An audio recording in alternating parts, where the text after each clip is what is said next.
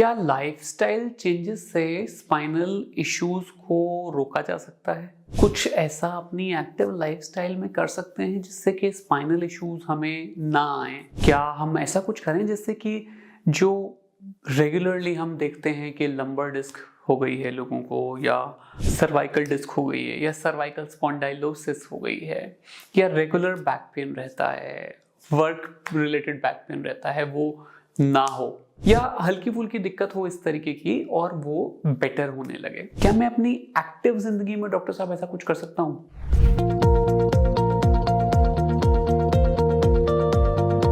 बहुत कॉमनली ये सवाल मेरे से जो पेशेंट आया होता है, जो परेशान होता है स्लिप डिस्क से, वो नहीं, बट उसकी हालत और उसका ट्रीटमेंट जानने के बाद उसके अटेंडेंट पूछ रहे होते हैं। ये सवाल ज्यादातर पेशेंट का नहीं होता क्योंकि वो तो सफर कर रहा होता है, वो तो इर्रेपेरेबली डैमेज हो चुका होता है, या अपने आप ठीक होने से स्थिति से ऊपर जा चुका होता है। लेकिन उसके अटेंडेंट को उसकी हालत देख के जब हम एग्जामिन कर रहे होते हैं, जब डिस्कशन चैम्बर में हम एमआरआई देख के ये बता रहे होते हैं कि सर इसमें सर्जरी की जरूरत है या इस पेशेंट में बहुत सारे इलाज करने पड़ेंगे, उसको देख के उसे लगता है कि कहीं मैं भी सिचुएशन में ना जाऊं, तो इसके लिए मैं क्या करूं। तो ये वीडियो उन सब लोगों के लिए है जो लोग या तो स्पाइन की प्रॉब्लम से ग्रस्त ऑलरेडी नहीं है, या जो लोगों को स्पाइन की प्रॉब्लम माइल्ड या ना के बराबर है। तो कैसे आप बच सकते हैं उस स्थिति से? तो देखिए, मोटी मोटी बातें 4-5 चीजों पे आके अटक जाती हैं, जिनको मैं 4-5 जगह में विभाजित करूंगा या फिर डिवाइड करूंगा। सबसे इंपॉर्टेंट हो सकता है डाइट। डाइट में आप क्या खा रहे हैं इससे बहुत कुछ निर्भर करेगा। क्या आप फाइबर रिच डाइट खा रहे हैं? आपकी डाइट में बहुत सारा फाइबर होना चाहिए, वेजिटेबल्स होनी चाहिए। दूसरी इंपॉर्टेंट बात है कि क्या आपकी डाइट में प्रोटीन है, और वो भी नॉर्मल सोर्सेज का, नेचुरल सोर्सेज का प्रोटीन। प्रोटीन पाउडर की मैं बात नहीं कर रहा हूं, मैं बात कर रहा हूं नेचुरल सोर्सेज से लिया हुआ प्रोटीन, जैसे कि सत्तू या चने का आटा एक बहुत अच्छा नेचुरल प्रोटीन सोर्स की कैटेगरी में माना जाता है। तीसरी बात, क्या नॉर्मल विटामिन्स और मिनरल्स जो आपकी बॉडी में होते हैं वो आपकी बॉडी में पूरे हो रहे हैं, और अगर यदि नहीं हो रहे हैं तो क्या उनके लिए हम नेचुरल प्रोटीन्स ले रहे हैं? सप्लीमेंट बहुत टेम्पररी होते हैं, आप कुछ दिन विटामिन सी, विटामिन डी, ये सब, या कैल्शियम की गोलियां खा सकते हैं, बट ये लॉन्ग टर्म नहीं है। Long term natural sources use करने होते हैं। फ्रेश गाय का दूध एक बहुत अच्छा सोर्स है अच्छे विटामिन और मिनरल्स को पूरा करने के लिए। इसमें काफी सारी मात्रा में काफी सारे मिनरल्स पेशेंट को मिल जाते हैं। तो ये बात रही डाइट की।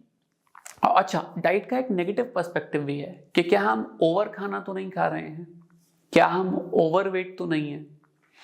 खाना ज्यादा खाने की भी बहुत समस्या है। अगर आप ओवरवेट हो और आपको स्पाइन प्रॉब्लम है तो आप ये मान लो कि आप दवाइयों से कभी भी परमानेंट ठीक हो ही नहीं सकते। आपको वेट कम करना ही पड़ेगा अगर आप परमानेंट ठीक होना चाहते हो। दवाइयां आपके इन्फ्लेमेशन को या आपके दर्द को खत्म करेंगी, और कुछ दिनों बाद जब तक कि आपका ओवरवेट उस इन्फ्लेमेशन को फिर से स्पाइन पे नहीं क्रिएट कर देता, क्योंकि स्पाइन में कंटिन्यूअसली नीचे की तरफ जोर लग रहा है ओवरवेट से। तो ये बात हो गई खाने की। नेक्स्ट बात करते हैं एक्सरसाइज की। अगर आप रेगुलर एक्सरसाइज कर रहे हैं तो आपकी स्पाइन बहुत ज्यादा लचीली और फ्लेक्सिबल होगी, और उसकी कोर मसल्स की एक्सरसाइज कर रहे हैं तो बहुत स्ट्रांग होगी।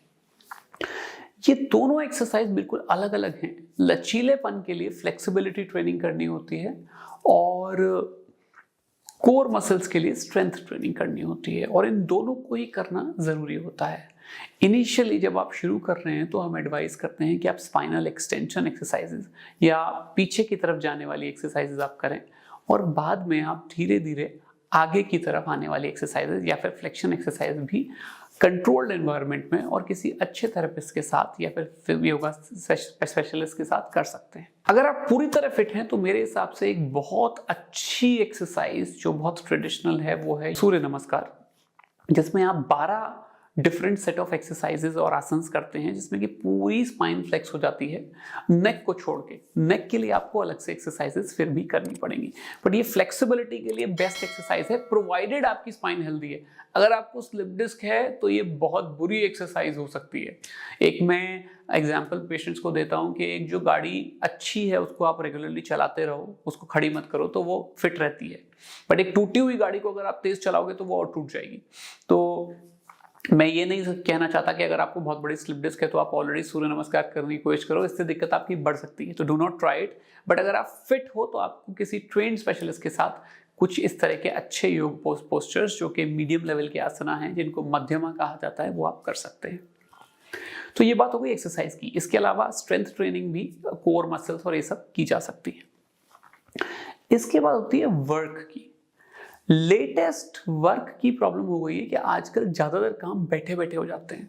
ज्यादातर काम लैपटॉप या कंप्यूटर पे होता है। कॉर्पोरेट वाले लैपटॉप से काम करते हैं, बिजनेस वाले लैपटॉप से काम करते हैं, ट्रैवलिंग के लिए गाड़ी है, तो हमें फिजिकली कुछ करना ही नहीं होता। तो sitting is now days called a new smoking. आप बैठे बैठे अपनी हेल्थ की खराब करते जाते हैं और बैठने से स्पाइन पे बहुत ज्यादा लोड पड़ता है। जो स्पाइन है वो बैठने के लिए नहीं, वो चलने फिरने के लिए बनी थी ओरिजिनली, पर क्योंकि एक्टिविटी नहीं होती है तो वो धीरे धीरे खराब होने लगती है और बैठने से वेट भी बढ़ता है। तो हमें वर्क प्लेस में जानबूझ के इस तरह की सिचुएशन क्रिएट करनी चाहिए कि जिसमें आपको बार बार अपने चेयर से उठना पड़े, बार बार आपको कुछ कार्य करना पड़े। आप जानबूझ के इस तरह की चेयर चूज करिए जहां से आपको बार बार उठ के जाना पड़े, आप एक जगह कंटिन्यूसली ना बैठें। प्लस आपको अगर कुछ काम अगर आपको कॉल्स लेनी है या कुछ इस तरह की बात है, तो अगर आप कुछ काम अगर आप वॉकिंग के साथ कर सकते हैं तो बेटर है। माइंडेड ये वाली वॉकिंग आपकी एक्सरसाइज वॉकिंग में इंक्लूडेड नहीं है। एक्सरसाइज की walking 6 to 7 kilometre a day वो अलग है, इसके अलावा मैं बता रहा हूँ। ये ऐसा नहीं कि मैंने सुबह वॉक कर ली तो अब जरूरत नहीं है। Sitting at work place for 6-7 hours continuously ये खराब है और इससे आपकी स्पाइन पे असर जरूर पड़ेगा। अब इसके अलावा वर्क प्लेस की बात मैंने बताई कि आपको वॉक करना चाहिए, आपको खड़े रह के काम करना चाहिए, जिसके लिए आप स्टैंडिंग टेबल कंसिडर कर सकते हैं। एक टेबल होती है जो काफ़ी ऊंची होती है, जहाँ पे लैपटॉप ऊंचा होता है, तो आप खड़े रह के भी काम कर सकते हैं।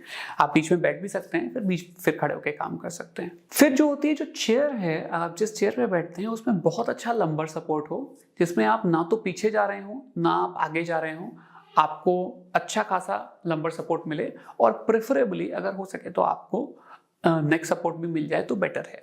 बट लंबर सपोर्ट तो होना ही चाहिए और उसमें चेयर में पीछे जाके इस तरह से बैठना है कि आपकी कमर सीधी रहे, ना कि आगे झुक के या पीछे जाके। तो ये हो गई इनकी बातें। तो ये सारी बातों का ध्यान रखना है और ये सारी बातों का जो लोग रेगुलरली ध्यान रखते हैं, जो रेगुलरली लाइफस्टाइल में अच्छी एक्सरसाइज को और अच्छी वॉकिंग को इंक्लूड करते हैं, जो लोग रेगुलरली वेट का बहुत ज़्यादा ध्यान रखते हैं, अगर आप ओवरवेट नहीं है, जो लोग रेगुलरली खाने का बहुत ज़्यादा ध्यान रखते हैं, उन लोगों को स्पाइन की प्रॉब्लम्स नहीं होती। इनके अलावा एक छोटा सा पॉइंट में एज अ बोनस पॉइंट कह लो आप, मैं और इंक्लूड करूँगा इसमें, स्लीपिंग बेड। अगर आपका बेड बहुत ज़्यादा सॉफ्ट है जिसमें आप रात को सोते वक्त अंदर घुस जाते हो, वो भी आपको बैक पेन या नेक पेन जरूर करेगा। तो स्लीपिंग बेड थोड़ा हार्ड या फर्म होना चाहिए, या मेमोरी फोम भी हो सकता है, जो कि लेकिन रिलेटिवली हार्ड की कैटेगरी में, जिसमें कि आप सैग ना करो अंदर। स्प्रिंग जो कि बहुत सॉफ्ट है वो अच्छी नहीं होती स्पाइन के लिए, it is not very healthy. तो आपको रिलेटिवली हार्ड बेड कंसिडर करना चाहिए सोने के टाइम पे, और ये बहुत इंपॉर्टेंट बात है।